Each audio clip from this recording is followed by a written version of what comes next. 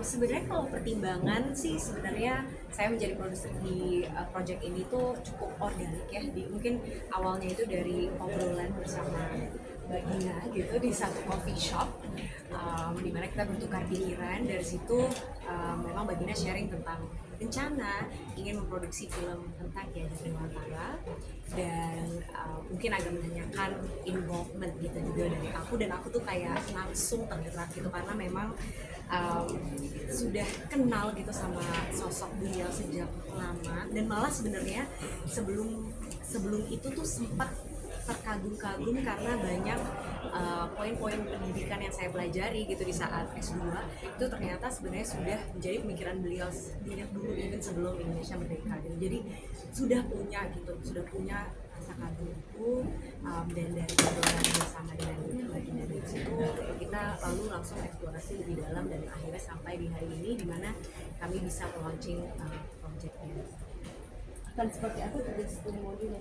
Bukan seperti apa, sebenarnya kalau produser film itu sebenarnya seperti end to end tapi tentunya akan ada tim produser juga, jadi ada saya, ada produser Mas Salman juga, dan ada produser lain dari anak kreator, dan kami akan bersama-sama bagi-bagi tugas gitu. Mbak Gina, ini kan film tentang tokoh bangsa ya, dan udah ada juga beberapa film-film yang membahas tentang sejarah tokoh bangsa dan trennya seperti apa. Nah, mungkin untuk target penontonnya itu nanti optimismenya seperti apa? Apakah ada patokan target penonton yang disasar untuk proyek ini? Sebenarnya menarik ketika kita bicara soal keinginan orang untuk mengenal tokoh sejarah. Misalnya kayak saya dulu nulis Habibie Ainun itu sekitar 4 juta penonton, kemudian dari Rudy Habibie masa kecilnya juga sekitar 2 juta 3 juta penonton, terus kemudian ada film terakhir Buya Hamka itu sekitar 1 juta penonton.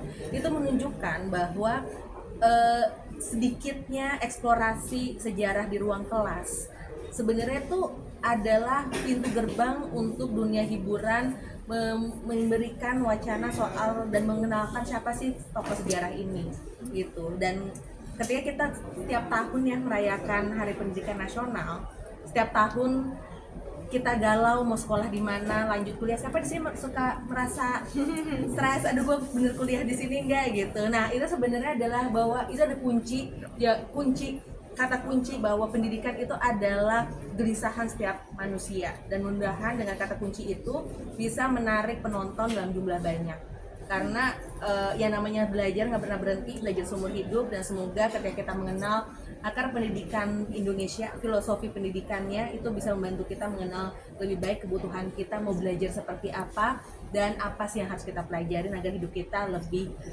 punya makna yang baik di dalam kehidupan yang terbatas ini. Jadi filosofis. Kalau untuk risetnya Mbak Gina, selain dari literatur yang disajikan oleh Kemdikbudristek tadi yang sudah disampaikan, sejauh apa untuk menggali riset ini ke keterlibatannya dengan keluarga ya? Salah satu yang menyentuh hati saya adalah Ki Hajar Dewantara itu anak pertamanya itu berkebutuhan khusus. Saya selalu merinding mengingat ini, bahwa Bapak pendidikan kita sadar bahwa manusia itu harus setara, manusia itu harus dioptimalkan jati dirinya ketika dia mendidik anaknya dengan penuh cinta dan kebanggaan, dan anaknya berkebutuhan khusus. Dan ini relate buat saya karena anak kami berdua tuh lahir dalam keadaan bibir sumbing dulu, anak kedua. Dan orang tuh dan akhirnya kami bikin yayasan bersama teman-teman yang lain, Yayasan Satu Senyum, dan kami sering sekali berhadapan sama orang tua yang malu dengan kondisi anaknya. Kebayang kalau misalnya ada banyak orang tua yang bahkan nggak mau ngakuin anaknya, masih malu mengakui anaknya dengan segala kondisi anaknya. Jangan gitu deh, anak kita nggak naik kelas aja rasanya tuh muka taruh di mana. Bagaimana kita bisa mengoptimalkan hidup anak-anak dan terutama untuk anak-anak Indonesia ke depan. Jadi semoga kalau buat saya sama suami ini udahlah keluarga guru gitu, dan kami tiba-tiba ketika baca sejarahnya begitu relate. Mudah-mudahan karya yang walaupun umum tapi amat sangat personal ini bisa kena ke banyak orang, dan untuk itu tentu kami butuh riset ke banyak orang yang mungkin lebih paham dari kami, bahkan lebih paham dari keluarga tentang Ki Hajar Dewantara. Dari pihak Kemenristek sendiri seperti apa sih supportnya untuk pendidikan ini? Iya, yang pertama gini ya, ini kan soal bagaimana menyajikan relevansi dari dulu yang punya pemikiran-pemikiran hebat kepada masa sekarang yang tadi mungkin soal galau, soal jati diri, galau soal mengenal tokoh bangsa itu juga penting sekali. Kemudian kalau jelas ini Bapak Pendidikan Nasional yang tiap tahun kita selalu rayakan 2 Mei dan sebagainya, tapi kok tidak ada film, dan film kita paham bahwa film adalah salah satu bagaimana membuat relevansi masa lalu kepada masa sekarang dan bahkan masa depan, karena selalu jejak digitalnya selalu ada. Jadi itu soal pembelajaran itu menjadi sangat penting. Nah, soal pendukungan tadi udah jelas. Yang pertama soal riset dan pengembangan itu ya, skrip, pengembangan narasi dan sebagainya itu harus dipastikan jadi dulu dan jadi matang dulu, itu harus penting sekali soal itu, karena Kemdikbud soal literasi itu juga menjadi sangat penting. Jadi memastikan pembelajaran ini di skripnya itu sudah pesan-pesan yang, tapi saya percaya soal dengan Mbak Gina yang tadi udah bicara banyak gitu, jadi kami tidak ragu soal itu. Jadi ini memang Mbak Maudi, Mbak Gina, Mas Salman itu jadi orang-orang yang tepat untuk menggalak ini, dan Kemdikbud lewat Mas Menteri, apalagi sekarang juga menggalakkan Merdeka Belajar, ya kan, yang tidak harus di kelas, dan seperti Mbak Gina itu juga relevansinya tinggi sekali. Jadi saya pikir Kemdikbud siap mendukung tentu skrip dan ini, tapi kan skema-skema lain tadi udah saya ceritakan banyak sekali ya. Kalau nanti itu masuk di festival internasional akan pasti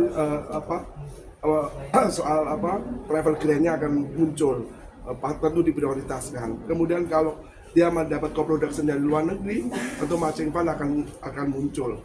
Dan kalau itu filmnya udah diproduksi dan keluar, tetap komersial di mereka, di bioskop dan sebagainya, nobar-nobar akan kita lakukan. Jadi banyak sekali yang skema-skema Kemdikbud yang siap juga, yang skema yang ada sekarang pun juga sudah ada, tentu apalagi film soal pendidikan ya, film soal tokoh bangsa, tentu Kemdikbud, dan kita terharu pokoknya, keren. Tadi disebutin 2 tahun sama Modi, kenapa sih, apa ada targetnya atau gimana ya? Satu, kalau bikin film lama Mbak. Karena apa ya, pertama kan riset, terus kemudian dari riset kemudian penulisan skenario gitu, dan penulisan skenario harus casting, terus kemudian ingin sekali castingnya tuh bener-bener pas, sehingga ketika proses readingnya juga ada. Jadi orang tuh suka lupa karya 100-an menit ini itu adalah perjalanan panjang prosesnya. Semakin kita berhati-hati dengan proses di belakangnya, proses sebelumnya, maka akan kita bisa mengurangi kesalahan yang signifikan di layar, dan akhirnya penonton juga puas. Apalagi ini kan juga ada dukungan dari pemerintah. Bukan pemerintah, adalah duit rakyat, amanah gitu. Jadi kami ingin sekali bahwa kalau karya ingin diridoin Allah gitu, ya harus proses juga harus benar. Itu makanya 2 tahun kami rasa titik yang paling matang. Walau kalau ternyata bisa lebih cepat dengan percepatan yang ada, tapi so far 2 tahun ini proses yang pas gitu. Judulnya nanti akan KHD atau akan berubah? So far KHD. Kenapa KHD? Tapi ya nggak tahu ya walau tapi so far KHD Mbak, karena Ki Hajar Dewantara tuh banyak banget pemikirannya dan ingin sekali meng-highlight pemikirannya gitu. Jadi ketika kita bicara KHD gitu, orang udah tahu oh itu adalah akar, itu ada 3 huruf tapi sebenarnya akarnya panjang ke dalam. Kalau untuk nama-nama yang dipertimbangkan jadi KHD, tadi kan sempat disebut ya. Aku sih casting mas gitu, nggak ada pemainku yang nggak casting. Mau dia main dia pasti casting, tenang aja. Kecuali Pak Ahmad Mahendra ya. Oke teman-teman, aman semua? Sebagai Modi, satu lagi boleh Mama sendiri? Ya, ada perasaan ketakutan atau misalnya mungkin tantangannya apa, terus akan kayak apa gitu kan 2 tahun ya? Iya, pastinya ada rasa ketakutan, tapi kalau mungkin ya saya pernah bilang ya, saya cukup suka ujian. Jadi ini adalah merupakan tantangan, dan rasa takut itu memang harus saya peluk dan harus saya terima dan menjadikan motivasi juga. Jadi minta doanya aja teman-teman.